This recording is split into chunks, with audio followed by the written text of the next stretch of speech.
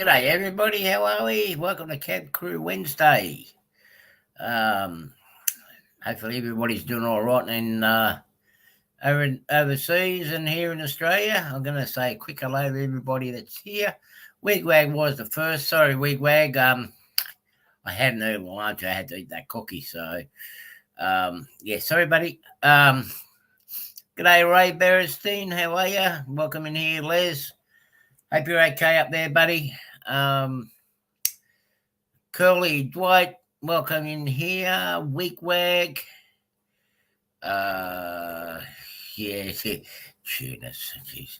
Actually, I did enjoy a nice tuna sandwich. Mike, how are you in Putnam Junction? Hope you're doing all right over there in the UK. John Benicki, how are you?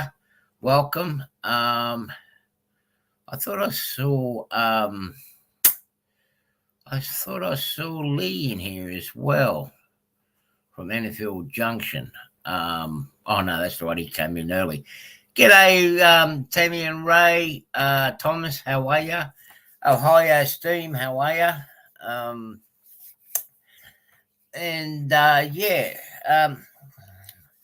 Mystic, hello, and all the other people that are lurking in the background. Hopefully you guys have been doing all right. Hopefully you guys had a nice Wednesday.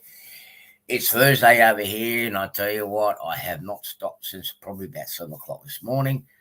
I'm still a lot distracted at the moment, so if you guys hear these whistles going off in the background, the high school are having a football rugby league regatta across the road from my place at the moment. So, yeah, I'm not in the train room. I've got a few little projects on the little bench that I've got over in there. I'll fix up a couple of engines to get them going. And I'm installing a decoder in one of the Australian 421s, and I needed the space. I haven't got that much space out here. I'm hoping to be back in the train room this weekend, and run some more trains in there. So, I'll just going to pot along as I go. G'day, Anthony. How are you, buddy? Hopefully you're doing okay. Generator, how are you? I have sent another lot of stickers out, so they should be arriving in the mail over the stateside very soon. We all know what snail mail is like. You know, sometimes it's quick, sometimes it's slow, but they're coming out at the moment, and I'm running out of them pretty quick too. Don't know where the other cab crew members are. They're around hiding somewhere. Okay. What am I going to do for the show today? I'm been running around trying to prepare. I think I might. Let me see if I still got the folder up in here. Oh, yes, I have. I'll go with this. Okay, I might just do that. Might do that for the show. I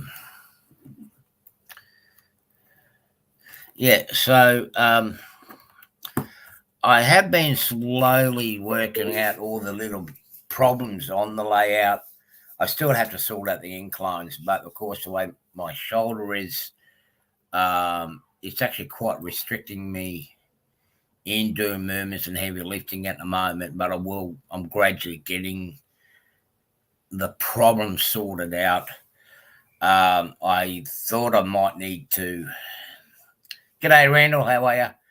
I'm tossing out whether I should take the 12 inches off in the length and 6 inches off the width.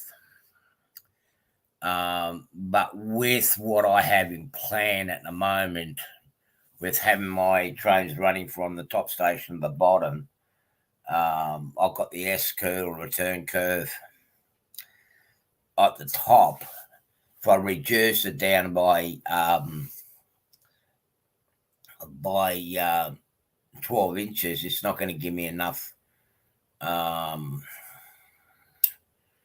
not going to give me enough room for the curvature that I want.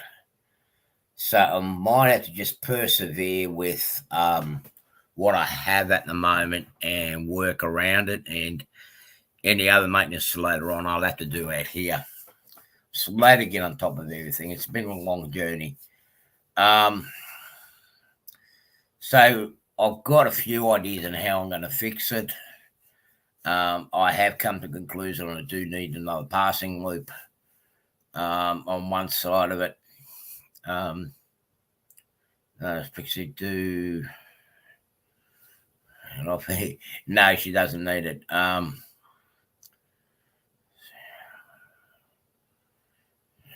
It was red and white. Cinecab switcher. Okay. You might be thinking, Cinecab. Yeah, that is one of the switches that used to run around here. It's actually red and yellow. Well, it's not red and yellow. It's actually one of the switches that used to be in here. We call the 70 class. It's a switcher that was prominently made to work down in this area here. I think she was only about a 700, 900 horsepower. It's only a small horsepower. You still can get them. You can get them from IDR models here in Australia. You can get them with a DCC chip in it. I'd actually recommend you to get the DCC chip in it. He's using a TCM chip with a what you call them with a capacitor in it.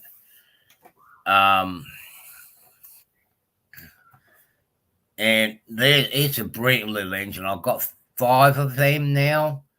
I would like to get one more so they're all paired up. They're great little workhorse. They go just about anywhere on the layout, and it's actually made a good little test engine too for the test track. Excuse me, sorry for yawning. Yeah, so it's a little 70 class, and keep alive. Thank you, Ray. That's what I was thinking. I'll keep alive. Too much medication. I didn't get much sleep last night either. So, yeah. Okay. So what I'm going to do is, you guys might have seen, I'll put a link up in here. If anybody wants to pop in and have a bit of a chit chat. If you guys would have seen, I went to my Fun Day video from last week. I was up at a place called Stanwell Park, which is basically when you travel from Sydney down to here, it's the first spot you see of the South Coast. I was going to go up there, take some more photos and whatnot. And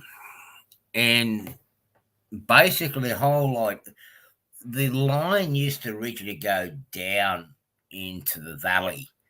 And let me see if I can get Google Earth. Hang on, let me see if I can get Google Earth up.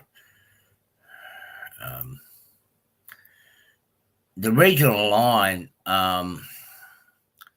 used to go down on the bottom foreshore.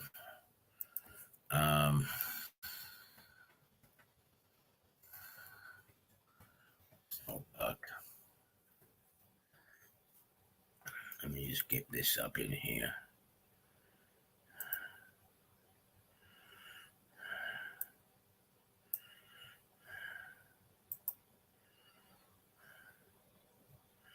Okay. All right, there we go. Let me share it up in here.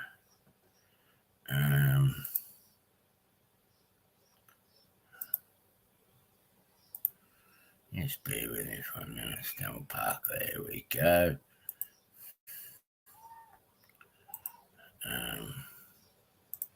Okay, that's Stanwell Park.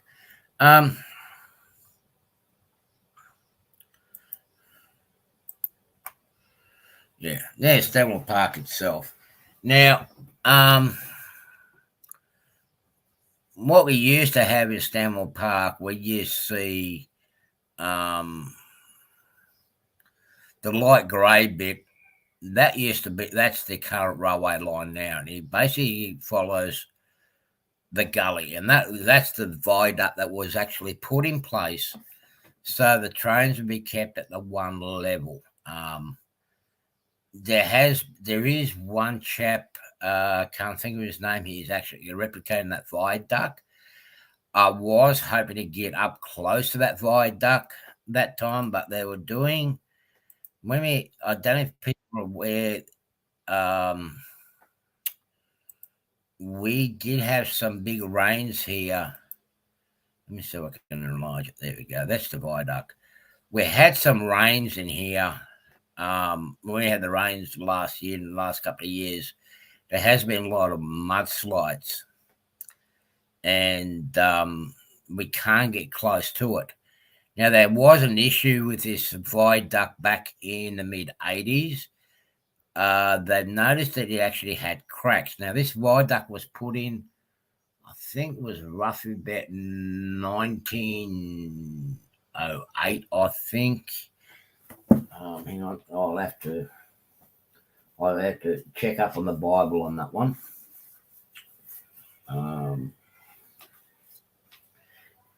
I think the viaduct came up. Let's have a look.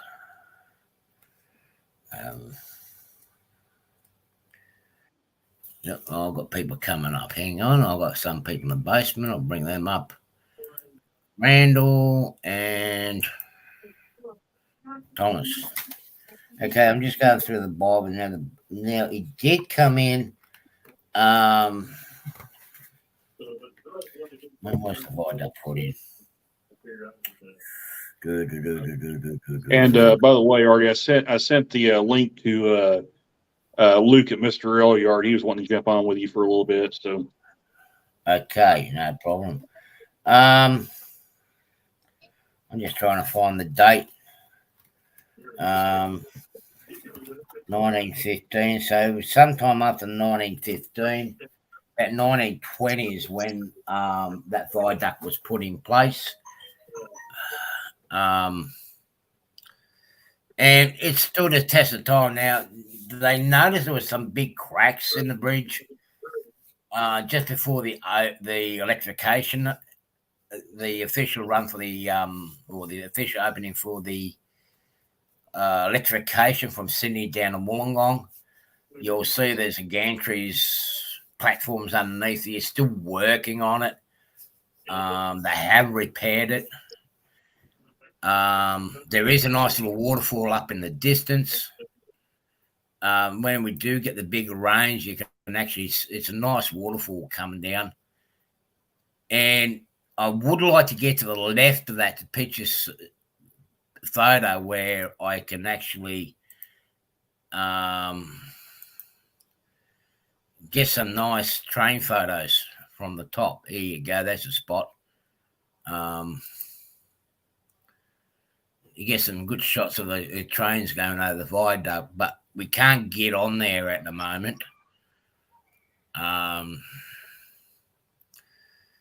to get up there, I've got to get up there very, very early in the morning to get some freight shots. Here's a bit of an aerial view from it.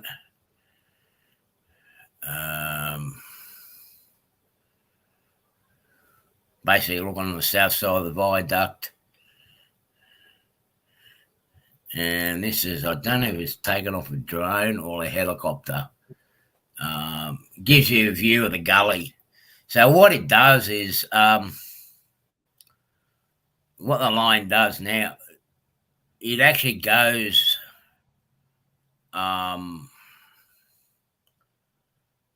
as much as it possibly can, it actually follows the gully.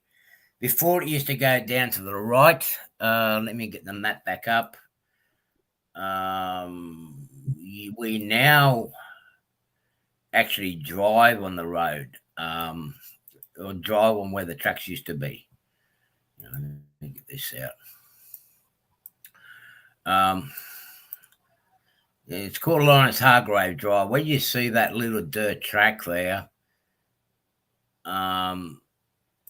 the original line used to follow it down onto this roadway here and take it through the township.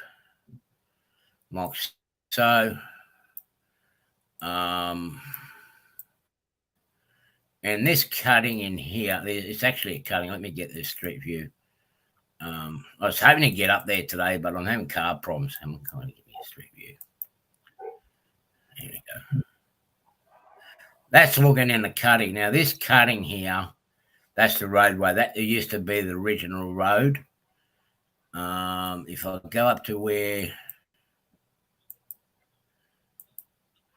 the bridge is here, that's pedestrian walkway bridge. There is a service station, but this is where the original station used to be. There used to be a little water tank in here as well. I'll get back up there, but this is what where the original line used to be, and it took us up into the tunnel, which is further around the corner from where I'm looking now. Where's the service station? There's the service station there. And up towards halfway up the mountain there, or up on the hillside, is where the railway line is now. When the line was operational up to about 1918, it was single line. It actually had a station when they used to pass through here, and it had a 3% grade going up through the tunnel. And the tunnel was about 3/4 of a mile, and went on the other, came up on the other side of that hillside there. And of course, you can imagine what it was like when the steam trains with the passengers going up through there would have been choking and whatnot. So they actually done the deviation. The line was closed, and then half the tunnel was turned into a mushroom farm. It ceased operating as a mushroom farm right up until late 1980s. G'day, James. How are you? It sends weird messages to my friends. Yeah, well, I'll get the same thing when it decides it's going to do the automatic sentences. Trying to predict the what do you call it? What do you want to say? But that viaduct is a really nice viaduct. I am hoping to get in there soon, but I know they're doing a lot of work up in that area. They are actually using helicopters to do some heavy lifting. And there's a nice little walking trail up through there. Once it opens, it'll be a good little walk. G'day, FL Railroad Dog. How are you? So that's one of the two deviations that we had down here in Wollongong, but this was the biggest project of its time. And it's amazing when you look at the brickwork that they did with the old English-style brickwork on that viaduct. When they went to repair it, it was actually quite easy to repair. I know the engineer that worked on it. It was challenging, but they managed to do a fantastic job of it. Let me see if I can go back up the Coal Cliff. I'll get out of here. But if I follow this road here, the regional road used to go across to the left, but now we keep going straight. Follow that around. Now, the tunnel is actually to the right where that white car is. So the line used to follow pretty much that footpath there.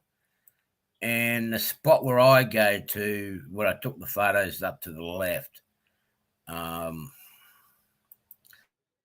all down in here is now all populated. I will dig up some old photos. I thought I had it on the hard drive, but I didn't. So now it's all been populated down in here. Houses on both sides. It wasn't this populated when the rail line used to come in here. Good little bushwalk. I did notice that they have actually put trails along in here.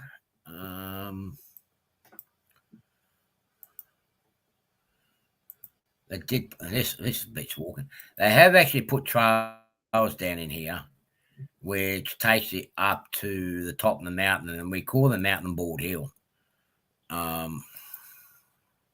Maybe because it didn't have any trees up on it, but that basically takes it out to the rail line, to the tunnel. Got the beach on the horizon there. When you travel from Sydney, it's basically your first view of Wollongong, the city of Wollongong, when you're coming out of that tunnel. On a nice clear day, you can see as far as Kiama. Where I was at the last Cab Crew Wednesday, if you guys remember, I was down in a place called Kiama or Bombo. On a clear day, you can see all the way down to there. And at night time, it actually sparkles. It's pretty nice. Or maybe I'm being a bit biased.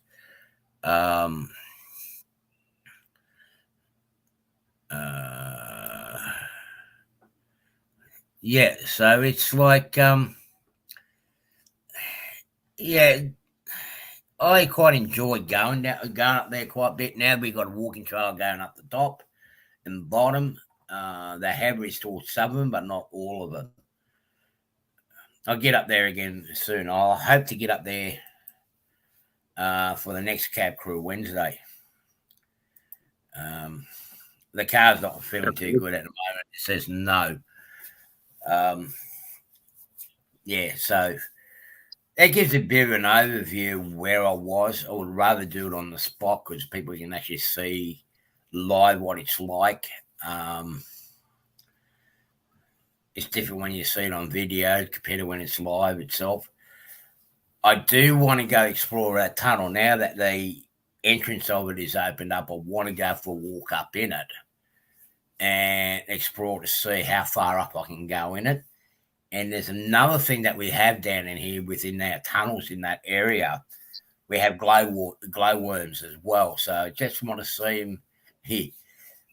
They actually do make I've seen photos of it. They do make a pretty sight. So I'd actually like to see if there's any glowworms in it. How are you, Randall? How are you? It looks like you're still you're in a different hotel room now. They kicked you out the other one. No, it's the same hotel, but I'm still up here in Iowa. So. Oh, just before I forget, guys, Ray and Tammy, just in the shout out, they're nearly at their 1,000 subs. If any of you guys are not in here and haven't subbed to them yet, show them their love. Get young Rayo to his 1,000 because he'll be ecstatic over it. At least he'll make the big milestone. Yep. So yeah, you're in another motel room, or same motel, but a different motel room. I believe. Same hotel. Yeah. Finally did do a dog catch crew this morning from about 6 to about 3 o'clock or so. But that was a pretty good day's worth of work. So have you still got the room with the view, or you got the room with no view? Oh yeah, I'm still in the same room where I can see the UP tracks. Oh, so. Okay, all right, good. Thomas, and how are you, Thomas? Hanging in there. Like the rest of us. Yeah, well, Monday I went to the dentist, and it was my second time. And the first time I went there, up on my left-hand side, I was having pain in my area up in here. And then they did x-rays and everything, and did the whole mouth with x-rays. And they said, well, there's nothing over there. And then the other side, they said there was a cavity on the other side. And I said, well, this side don't give me any problem with the cavity. And the other side didn't have a cavity. So she said, it might be a gum problem. So then they did a deep gum cleaning on my whole mouth, in 2 days. Then all of a sudden, this started hurting again. And I go, I don't know what's going on. So I had Amnisol and I was putting it on there and everything. So I went back again on Monday and they looked at it again and they said, well, I'm going to give you this stuff. And she gave me a whole bottle of this stuff to gargle with to help the gums. And then last night, it was really in pain after I ate my dinner. And then all of a sudden, I was using Amnisol like every 15 minutes all night long, trying to keep it, numbed up. And then I called them today and then they gave me some antibiotics. So we'll see how that works out. Yeah. I actually had a tooth right here and a tooth way back here in the back. This one's actually broken. I had to put a cap on it. But what happened was both of them had started rotting from the inside out. And it actually rotted a hole up here next to the gum on this tooth. And on the back, it rotted out from the inside out. They said it's very unusual for that to happen. Up teeth. Oh, they did a root canal on both of them. Oh, okay. So you don't need this? Yeah, no, I don't need this. This one here actually broken too, and they actually had to stick a cap on it. Or not a cap, but a crown. But, well, lucky you got that, because over here all they did was pull mine out. They didn't even do that. So, but I sympathise with you, Thomas. I know what the pain's like. Actually, this morning, just before the show, I actually went over to get the impressions done for my dentures. So I'm getting them in the process now. So I should have some teeth, hopefully, by Christmas. Excuse me. Excuse me. So I'm hoping to get them for Christmas. Be a good little present. At least I'll be able to eat my steaks again. But I remember with me, but particularly with having facial hair, because I always had moustache, at least a moustache I always had. And, sometimes the hair will get in your mouth, but it all started with one of them, with one of the bits of hair just getting up. You know how you get that little crevice between the tooth and the gum? The hair made itself up, worked its way into there, and it got infected. So what the dentist decided to do, well, there's something wrong with that tooth. We got to take it out. And that's where all the drama started. But all it was a hair. A fine little hair. I mean, it's like, well, I can feel there's something in it. Yeah, no. But they make big money over here, the dentist. But anyway, yeah, so you've been busy doing some more printing there, have you, Thomas? Been working on your layout. How's your fourth layer going? Yeah, it's going. And I ran the trains around and they worked and they went through the tunnels okay, clear. So now I got to take the road bed and glue it down and then the track on top of it, and then it'll be all set. Then I got to ballast it all. But that's coming along because the week of Thanksgiving I'm off and I should be able to get that all done. But right. Yeah, but then the other day I turned on my system and I looked over at my circuit breakers and one of them was flashing green, which means that I had a short circuit. So I had to check the wiring, and then I found two pairs of wire, from the feeders were on the wrong bus line. And so I had to take it off of that, and then all of a sudden everything worked. So I had to put it on another bus line because it was the other track. Because each of my track main lines have their own bus line. Yeah. And I tell you what, having like with DCC, having your layouts in section blocks, like each section to have its own circuit breaker, or you can say its own division, or whatever, however way you want to word it. When I did my layout, I had the bottom layer, it's on one circuit breaker. The top layer that I did where the main station scene is, that's another circuit breaker. The main layout itself, the big section that I've done, it's on another one. When I hooked everything up, when I put everything together to have it running, from the bottom to the top, it ran fine.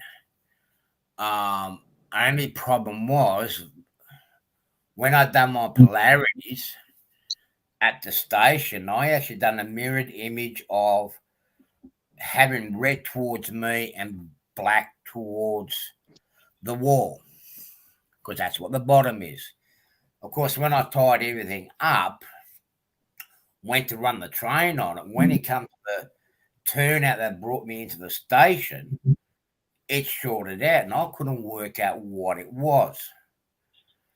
And I was there for a good hour or two trying to figure out what on earth is going on. I know I've wired it up right.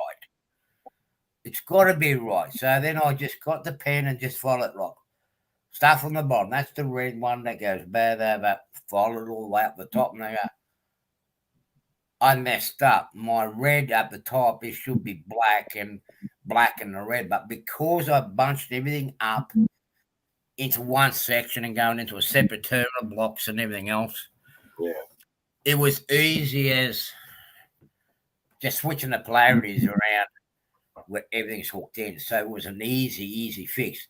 G'day, Dave. How are you? Yeah. It was a simple fix.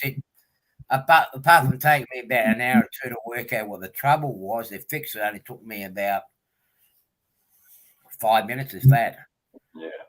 Well, it took me a little while, and then I ran a new whole bus line because it went up my helix, and I had these older wires that I was using. So I said, no, I'm going to change it to what I had. So yeah, I changed it, and then I was going to start. I remade all my well cars that I had. The ones that were the 73 footers didn't work at all. Something happened when they were made, So I just said, I threw them in the box, and I made my 40 footers, which work well.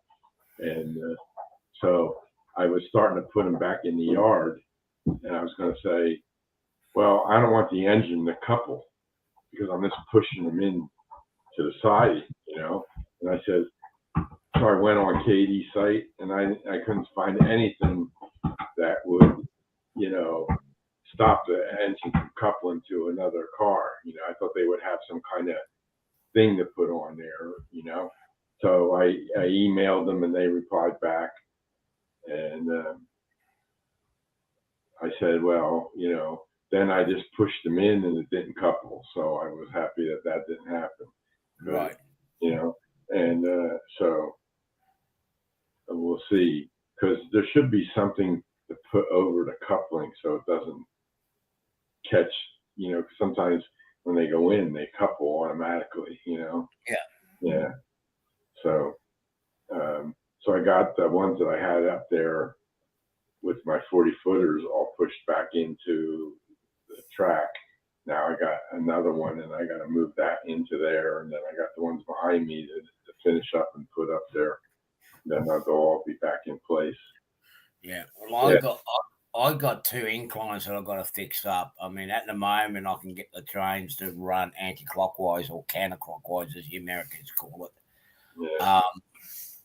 There is one little spot that needs fixing up, but for it to go clockwise, what I call clockwise, to go up from bottom level to the top level. Randall, did you see his question? I'll have to look here. I can't. I'll have to pull up the chat and see what it says. It says, okay. With you up where you are. Oh, about the pizza. Pizza from I did see that, Anthony.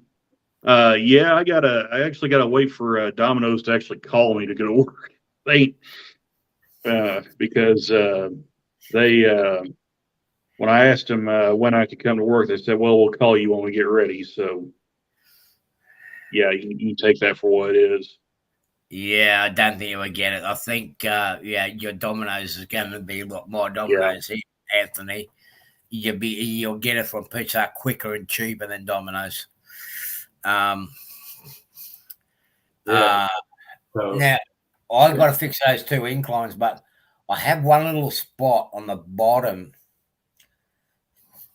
which loops around to go back up again, and where the 2 tracks are joined, I've got a straight. It's like an S curve, but I've got a straight which is probably about 12 inches.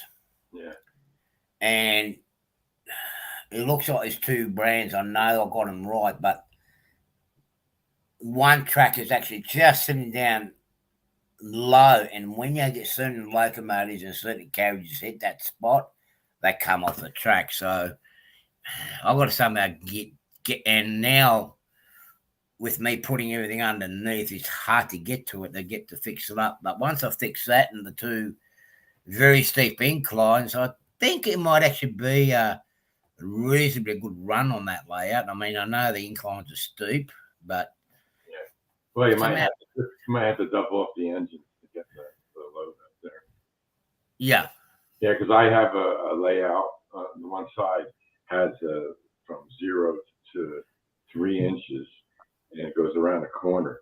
And the train was going up, and it was slipping a little bit. So then I made it a consist, and now it goes right up. So it's not a problem. Yeah, there is one spot it's really, really steep, like going up into the station, the main station. It is very steep, and I know that. But there's another spot. I've got to reduce the incline a little bit. But mind you, when I did do it and did put it together, it was a really bit of a rush, just to get it done and wired up before my surgery. And like time was ticking, so I just put everything together and hope for the best. And there are a few little kinks I've got to sort out, but gradually I'll start working it out. I went over and seen Richard and his brother's layout on Sunday after my stream. They're doing a pretty good progress. They just finished doing a new yard. I'm hoping to be over there to do another stream again in a couple of weeks. They've done a fair bit actually. They've done a fair bit. They're doing a lot of the wiring at the moment in the yards.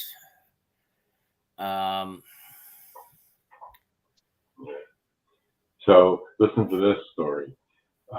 I put an order in to DC Concepts over in England for Yeah. four Cobalt IP digitals, right? And they were on back order, and they said mid-November they would get stock in. So it's not quite mid-November yet, and I kept on checking, still back order, still back order, still back order. The other day, on Monday night, I get an email from Iron Planet Hobbies, and they say, "Hey, we got Cobalt IP digitals in." So the next morning, I go and order them from them, and then I send a message to Cobalt, DC Concepts, "Can you cancel my order?" About an hour later, they came back and said, "Your order's canceled." So I said, "Good." Then Iron Planet Hobbies shipped them out the same day I placed the order, and they'll be here before mid-November.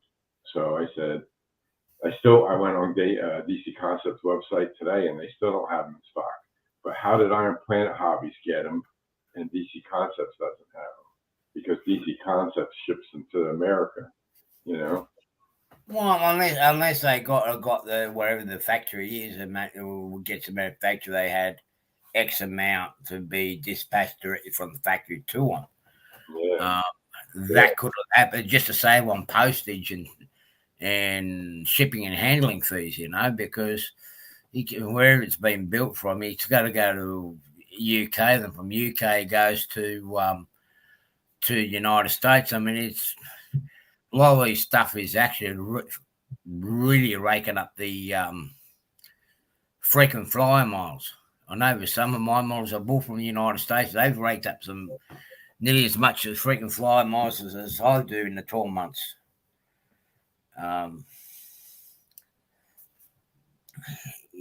Because even with Bachman, like with Bachman and Pico in particular, like they'll ship some stuff direct from China to Australia. Pico as well. They'll ship it straight to Australia from the factory. But Bachman itself, they'll ship direct here in Australia and bypass to the US. Because there's a different. It's still Bachman, but it's another branch of Bachman. Like you got the UK branch, you got the I think they call it the Oceania or the Australasia branch, and they even do, believe it or not, they even do Chinese strains. I have not seen them for a while, but they actually done some very nice passenger coaches, Chinese passenger coaches. I just wish I could find them again, but you can't. Ray, I can put shims under that track, but the thing is, the biggest problem is getting to it at the moment. Yeah, the postage has gone overboard, but like I didn't mind buying stuff off eBay, but some of that price on eBay with postage and whatnot, that's way overinflated. What was it? It was one item I was looking at coming from the US to here. They were going to charge for a really small item. They're going to charge me 4 times the amount than what the actual item's worth. It's like, well, no, I'm not paying. The item was $30, but they wanted postage about $80. I go, no, they can stay there. There's no way in the world you can justify $80 for a small component that's probably about half the size of a cigarette packet. That justifies $80, $80, $90. No, it's. I don't know. I don't know how they're working out these transportation costs. I know it's expensive, the transportation, but I mean, it's just gone way overboard. Yeah. Someone's making extra money on top of it because it's not the transport companies making it. I can guarantee you that, because they're still working on the cheaps, particularly here in Australia. They're still working on the cheap. They're going for the cheapest transport provider. Instead of going for the one that's supposed to be paying the rates. Yeah. So it's. I still need to get some more BD20 detectors. I counted out. I still need another 5 of them, and that's pretty much. I've got the whole layout done for automation. I am working on how I'm going to do the passing loop. I most probably won't do any more track work now until after Christmas. Now I do have plans, God willing. I do have plans to get to the States for January. So my expenditure on buying trains and stuff for the layout is pretty much on a back burner right at the moment. Because I just need to get a bit more cash raised up in this background. You know what it's like with life. Something comes along and it just keeps on delaying, stalling, but it's going to happen. Yeah, I'm just getting things a little bit here and there. If I need something, I just order it. But yeah, no big expenses. Not like an engine or something like that. Yeah, no. Ohio Steam, that is the plan. I would like to get down there, get to it. I did put a little fundraiser there just to give me a bit of helping hand. Carolina Foothills, he actually gave me $50. Thank you very much for that, Dave. I really appreciate it. Because that will go towards the airfare to get over. I just need the airfare. Because since everything is online now, you can't pay it off. You can't book a ticket and pay it off. Even at a travel agent now, you've got to pay it all up front. So that's the biggest. Once I get the bulk of that money up front, that'd be good. Once I'm over there, and then once I got that, I'm home to be home. I do have to get some gears for 2-3 engines that I've got at the moment, but they're only $5 a packet, so that's not big expense. But it's taking time out to buy. Well, I don't really need any track, but I need another 2 tortoise motors. They're about $50 each here. And a few other bits and pieces. I don't want to spend any of that money now until I get back. I'll buy some of the stuff when I'm over in the US. Hopefully I can make it at Amherst, of course. Train shows, you usually get good bargains. Yep. So I would love to go and see a train show. I mean, the train show we're supposed to have this month here in Sydney got cancelled again. Oh, yeah. The one in November, that's been cancelled. So there's no train shows here. There are some down south of the border in Victoria, but that's like a 10-hour drive. I'm not going to that one. I can't drive that far at the moment.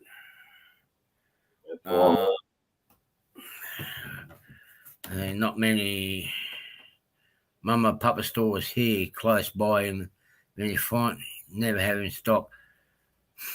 Well, the guy that does the retail, our NCE stuff, because I do everything NCE basically. I don't know why, but he doesn't get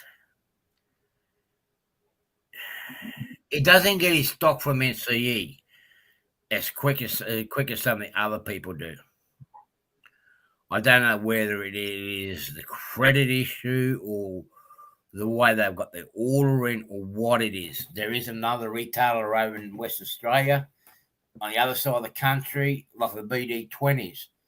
He's got the one in West Australia, he's got 5 lot of shipments of BD20s compared in the last 3 years, compared to my NCE supplier up the road here in Sydney. He's only got 1 shipment, and that was 30 BD20s. They go quick. They're going quicker than you can put them on the shelf. They didn't even get on the. G'day, Dave, HL Power. Inflation is gripping the stuff. Yeah, well, it sort of is inflation, but the biggest problem is if I had my full income, it wouldn't be an issue. But at the moment, because my income's restricted, it does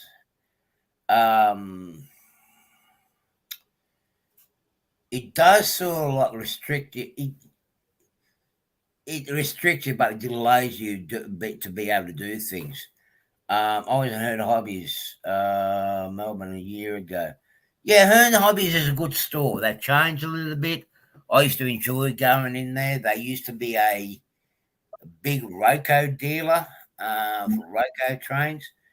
I actually went to Hearn's Hobbies for just recently, got in contact with him for a locomotive that Anthony Dodge was looking for, but didn't manage to see it. But yeah, Hearn's is pretty good. That was under Flinders Street Station. Everything is getting tough, Dave. But I'm in a good way. In one way, where I don't have big debts. I don't have a credit card.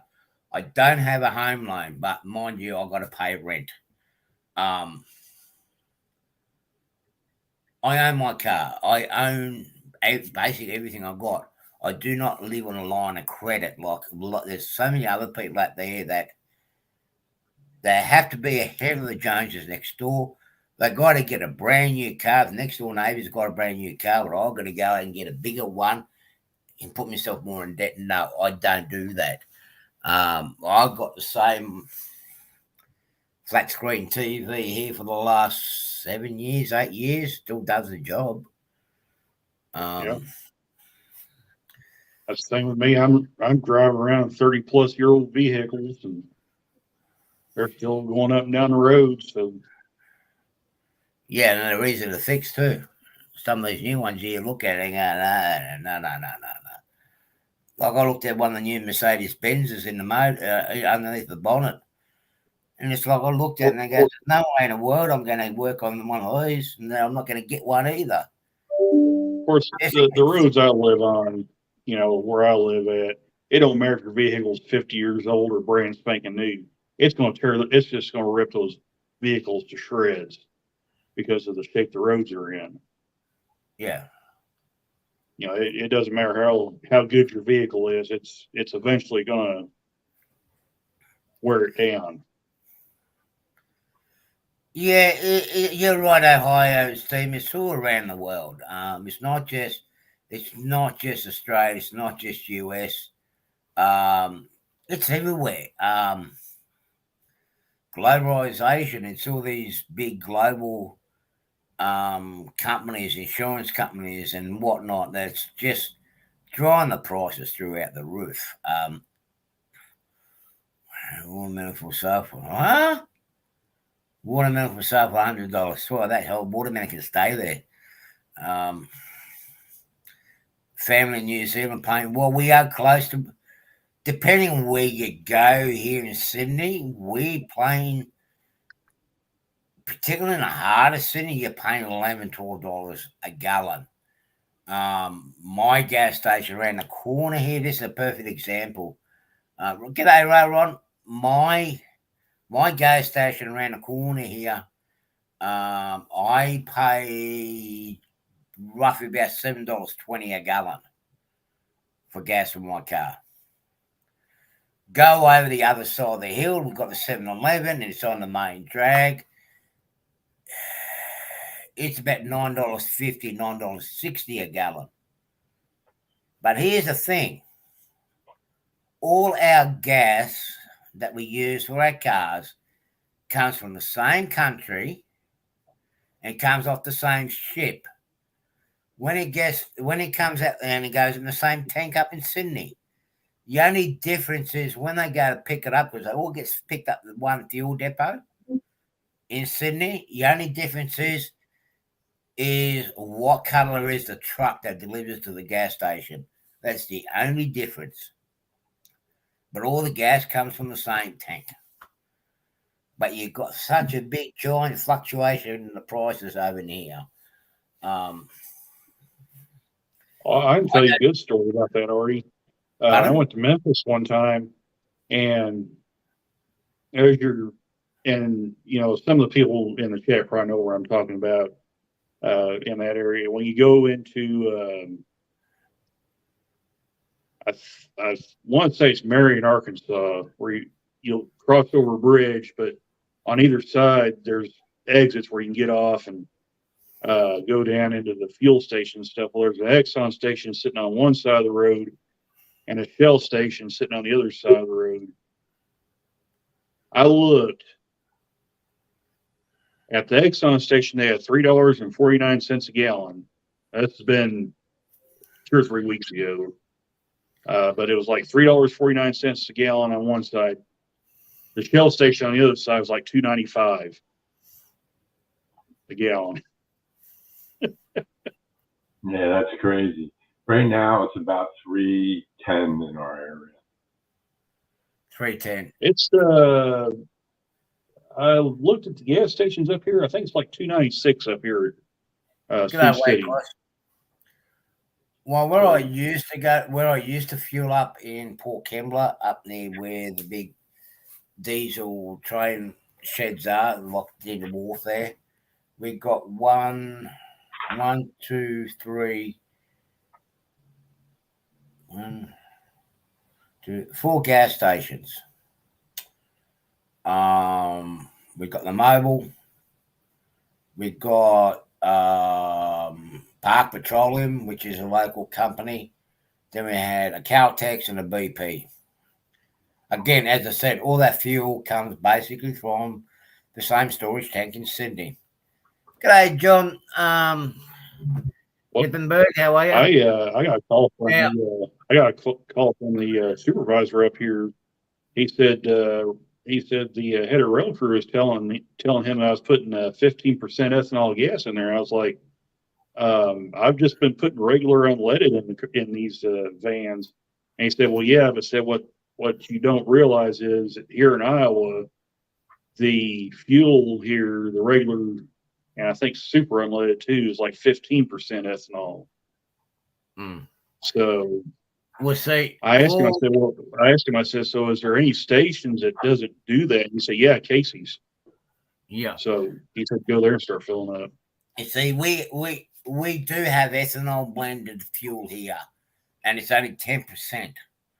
And majority of the ethanol comes from down there, just down the line from here, and it's done from flour, or there is another ethanol plant up in Queensland which is made out of sugarcane. But prominently, most of it comes down from down here. I haven't really had any problems with it. With my car, I run it in my Hyundai. It actually gives me, if I get it from, depending on who mixes it, the two companies I go to get that ethanol mixes from, BP or Park Petroleum, and the mix is just right. Some of these other independents, what they'll do is it's not 10%. They put more ethanol into the gas. And I think the highest octane rating a normal engine can go to, a normal gas-powered engine, is 98 octane. I swear half the time the octane level gets taken up to about 110, 120. Same as what a Cessna piston aircraft does. Because when I got in the mountain, it's pinging its head off something chronic. But at those 4 gas stations, all of them pretty much, as soon as one drops, they pretty much all of them dropped except for one. There's one gas station decided, I'm going to keep my price up high. He didn't last long. He's gone under. Yeah. But it's like, hey, those two stations I told you about, that they consistently do that. One will be like 40 or 50 cents cheaper than the other one, and they're literally right across the street from each other. Yeah, but mind you, I did learn something when I was doing aircraft refueling down here at the local airport. I did learn one thing though. Some of them do have their own filtration system at the dispatch. Even in the gas station, like Shell, they're very pedantic with their filtration system. With their gas and the cars and vehicles and whatnot, and they will put additives in it. A lot of these independents, they don't care that it's gas or gas. Well, if we can throw in more ethanol in it because we can get it pretty dirt cheap, we'll do that in it. The previous owners of this gas station here, they're putting heating oil into the petrol and diesel. It was making a mess of the cars. Well, they got busted big time, and what a way to get busted is when the ground tank split, and we had the rains. The water went in the tanks, and it went all down the street. And then they found out it wasn't just petrol in there; there was all sorts of other stuff in there. Now we've got the new one; it's not too bad. So anyway, yeah, okay. So let's get away from the cost of petrol or gas. Hey, I have these 2 Bowser engines, and they have SAMI 2 decoders, and they're 21-pin decoders. And I took the original decoders out, and I just had to plug them in to the board, and everything worked. And then I said, oh, I want to put a current keeper in there. But that board that was on the engine didn't have any place to solder on the thing or plug it in, because they had all plugs in it, And then, so then the guy from Soundtrack said, oh, he sent me a diagram and he says, 2 of the pins there you can solder onto. But those pins were so tiny and so close together, I just put a little dab of solder on the one pin and it bled onto the other one. Oh, Yeah, so close. So then I contacted Soundtracks and said, oh, why don't you go get buddy board? So I ordered 2 buddy boards for those 2 engines, and I put the first one in, no power to the engine. I said, what's going on? Then I took the other one. I talked to the guy from, I'm not printing anything right now. And so what I did was I talked to the guy from Nick's Trains who makes the buddy boards, and then he called me, and then we were talking about it, and we did some tests. Then I said, okay, I got a second one here. I'll try that one, because we weren't getting power or anything. The second one did the exact same thing. I go, what's going on? So then yesterday, I was home from work because I didn't feel well. I said, I'm not going in with my mouth being so sore, And then I said, okay. So we did a bunch of tests and took 2 alligator clips, put one on each wheel, one on the one end and one on the other end, on both sides. And then we tested the buddy board, the pins where the truck's wires go to it.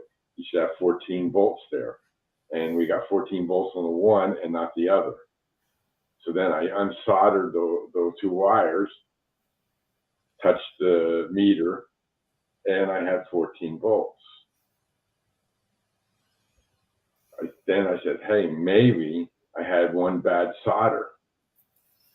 But see, the buddy board comes pre-soldered. Pins, they're all pre-soldered. So all you have to do is tin your wire and then heat it up and touch it. yeah. So something must have happened because I put it back together and then I had 14 volts everywhere. Right. But it's so easy to do. Yeah. I was actually lucky. I actually picked up a very fine tip soldering line from JCar Electronics, which I'm going to put it to the test now because Well, then I put my Tasami 2 on it, and then the blue light on the Tasami 2 just came on for a split second, and then I went to touch it, and it was so hot. It got hot like within seconds. And so I called up Soundtracks, and they said, send it back and they'll check it out. So I just mailed it today, and it's on its way. I found them with Soundtracks, like I had some issues with decoders, and I've got to admit, 1 out of 3 was a product issue, but the other 3 was the installer's problem. Me. Yeah. But they fixed it. They sorted it all out. I mean, with a couple of decoders, yes, I did mess up with it, and they fixed up in no time.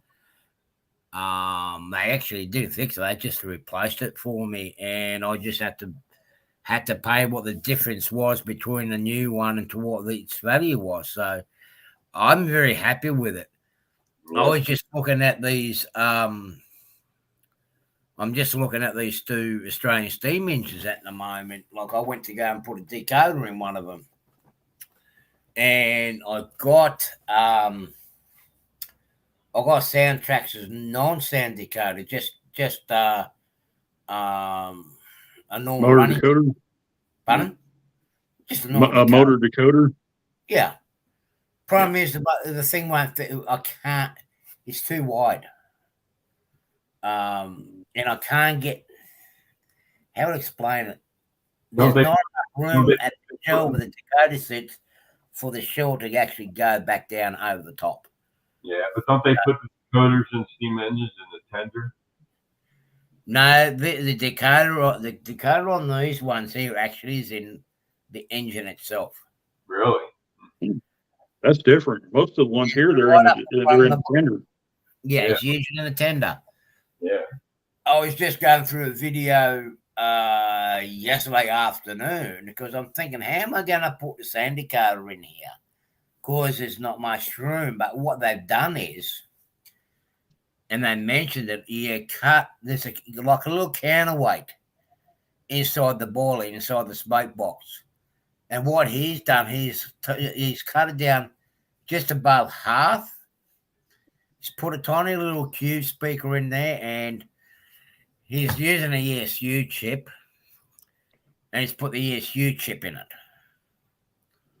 I might have to bite the bullet and go the same way, unless TCS has got because I know TCS has got some good small chips. I might have to go with the TCS.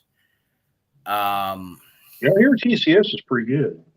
They're good. I got to say they are a good alternative. I'm using TCS now as my second preference. Yeah. When I first discovered, when I first started really hearing about TCS, I was watching a channel called RS Trains, which is a Corey Ward's channel. He mainly does O-scale stuff, but he has an HO layout he calls Littleville. And most his locomotives actually have TCS decoders in them. And he's a big believer in TCS. So, yeah. Well, I have those little switches. Joe Rader was asking about those little switches. They make a nice, small, compact decoder. Yep. And their keeper lives are nice and compact. And they have sound in it too. This one didn't, but yeah, they do have small ones with sound in it. Mm-hmm. Yeah. And that's what I'm going to do with my little switchers. Right now I have those Digitrack ones, but I don't like them. It's really hard. I got some EMDs here that's got both the DCS chip and the Soundtrax 2 chips. Tsunami 2 chips. And I tell you what, it's very hard to tell the difference. Okay, doing the calibration for the digital exhaust, yeah, there is a difference. There's more involved with the TCS one. But their chips are small enough and thin enough for me to use on some of the Australian models, because remember, Australian models in scale feet they could be up to 2 feet short, lower Mm-hmm. than the American models. So yeah. So they got weight. They got weight in there, inside there. Well, you got the weight in there. You really got to chop the weight out. Yeah, that's what I saw Soundtrack's guy do. He milled out some of the weight. Yeah, but the thing is, when you look at some of our Australian models, if you chop down too much weight of it, they got nothing. They got no traction. Yeah. Put the 30. Yeah, well, I can get them too if my local supplier has it. But what I'm doing now is, Dave, I'm trying to keep to the one standard. Yeah. Of decoders. I mean, eventually I'm changing out a lot of it to Soundtracks. Now, the Soundtrack Stream decoder, because I have not a blank one, I do have one sitting around. I went to try to put it inside, and it's just too thick. G'day, Peyton, how are you? It's just too thick and too big for me to put it in where it's supposed to go and then put the speaker in there. I'm not going to have any room whatsoever. You know, they got mini speakers now, Soundtracks. They got real small ones. Yeah, but I forget what millimeters they are, but they're small. But the decoder, the Soundtrack's decoder itself is 1.5 millimeters too thick. You mean the board is too thick, or all the resistors and components? Well, the whole I can't use the straight board in it. I've got to use a small, like a packet type decoder. Mhm. Um, Yeah. Like this is an EV1. This uses an example. This here part you're talking about, or you're talking about like this part? you know, You're talking about this height here from here to here, or yeah. That's okay. what I'm talking about, because I don't have one here on me. But it's 1.5 millimeters too high, because when I go to g'day, John, too, you're up late. When I go to close the shell, I cannot close the shell. And in this steam engine, let me get them all up.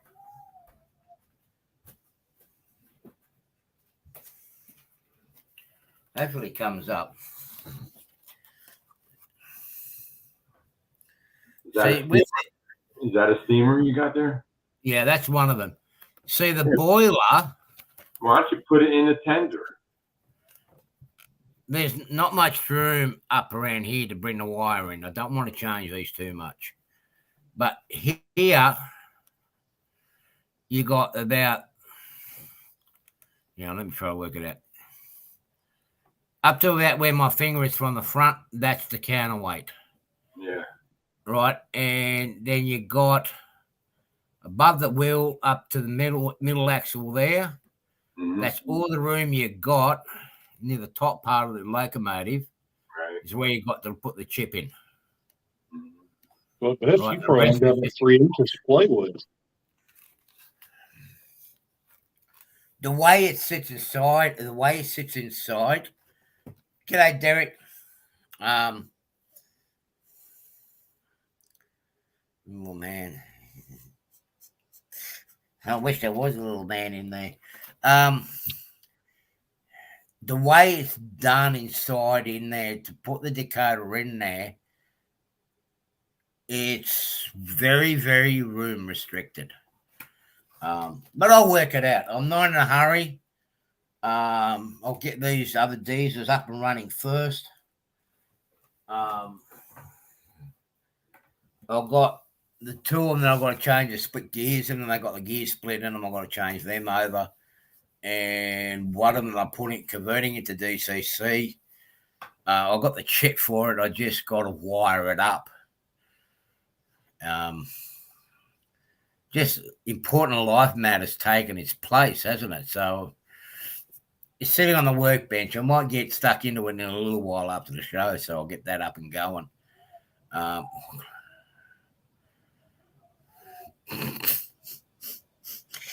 Yeah, I was thinking about, look, these two bodies I want to put a DCC chip in them, like the one I just showed and the one that I have, that actually used to belong to that dear friend of mine that passed away earlier in the year, and I don't want to modify it too much. Yeah, I want to keep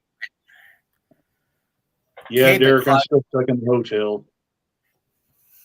But yeah, that would be a good idea. But our steam trains were 2-speed, 100 mile an hour, which is 2 open windows and 100 mile an hour down the road. I'll get there. Yeah, Derek, I was just answering Derek. Yeah, I'm still in the hotel, Derek, and I don't know if Anthony heard me answer his question or not, but no, still no word from Domino's yet. So don't hold your breath. Don't hold your breath. Yeah, I'm not holding my breath for that one. So because I know for a fact that Domino's and KFC down here in Australia are in a lot of trouble at the moment. So yeah. Yeah, Domino's and KFC owe a lot of money to a lot of people for underpaying their wages. So that's going to hit their bottom line right around the place. We're not talking about a couple of thousand. We're talking about tens of millions of dollars they short paid. They got to pay back. Yeah. Anyway, I'm going to call it. Short. I'm going to try to get some things done. All right. My phone's been pinging off like crazy.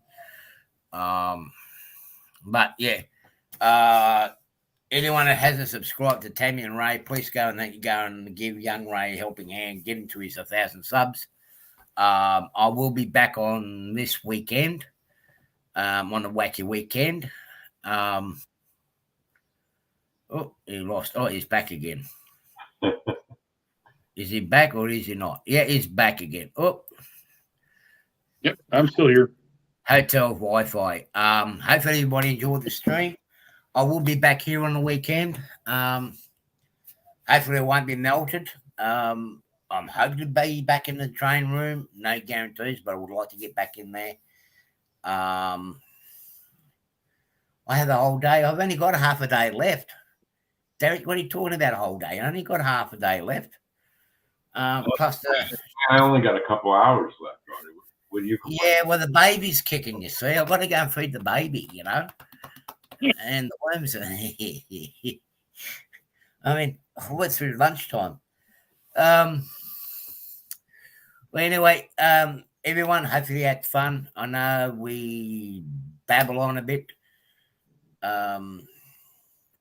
Everyone, have fun. Stay safe and see you guys all soon. Bye. See you guys. Take it easy.